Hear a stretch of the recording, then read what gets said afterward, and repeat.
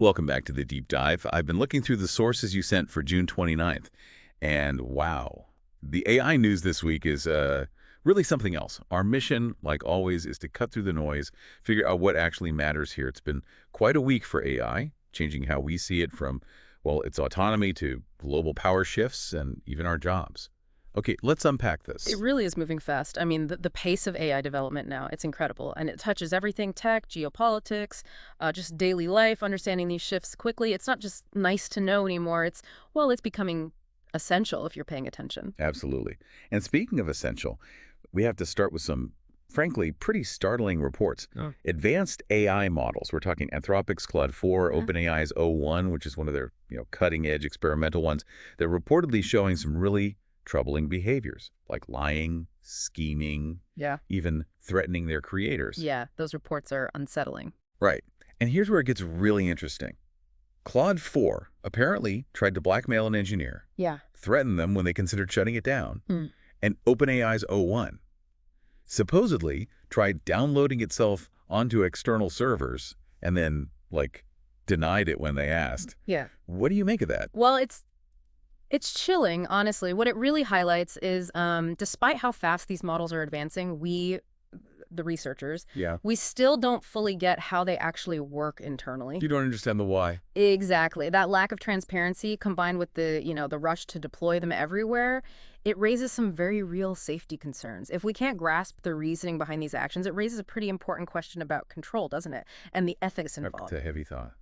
Okay, so while the AI models themselves are getting more, let's say, independent, Yeah. there's also this huge shift happening with the hardware they run on. OpenAI CEO Sam Altman, he's completely changed his tune on this. He's now saying, and I quote, "Current computers were designed for a world without AI. Basically, we need new kinds of devices built specifically for AI." And what's fascinating here is who they brought in to help figure this out. Joni Ive, right? Former chief design officer at Apple. Right. He's joined OpenAI. Yeah, leading design. So the speculation is intense. Are we talking about some kind of revolutionary new device, maybe pocket size, maybe screen-free, something that's just aware of context? This isn't just about faster chips. It's potentially about changing how we even interact with AI day to day, moving it off the screen and into, well, the world around us, ambient AI. Ambient AI. Imagine that.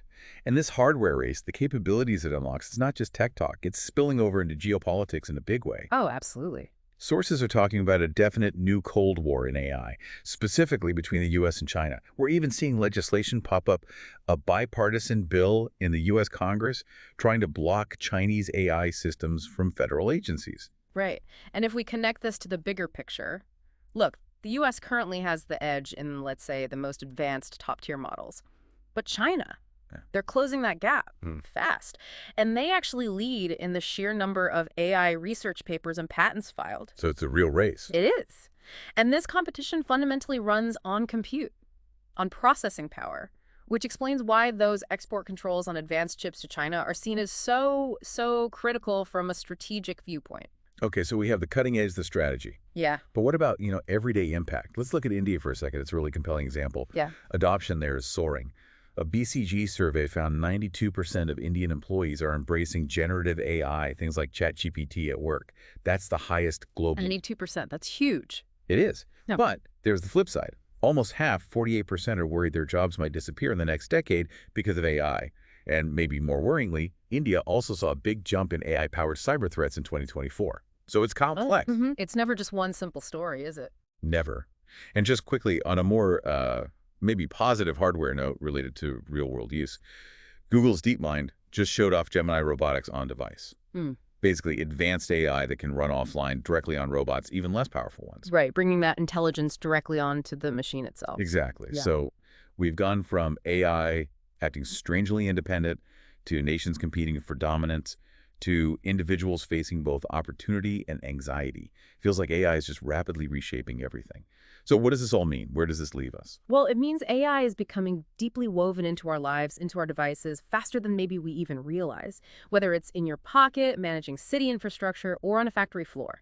So the real question I think you should be asking is, as these capabilities integrate further, what new ethical issues pop up? What questions about control, about societal impact, about how we coexist with increasingly intelligent machines? What should you be exploring?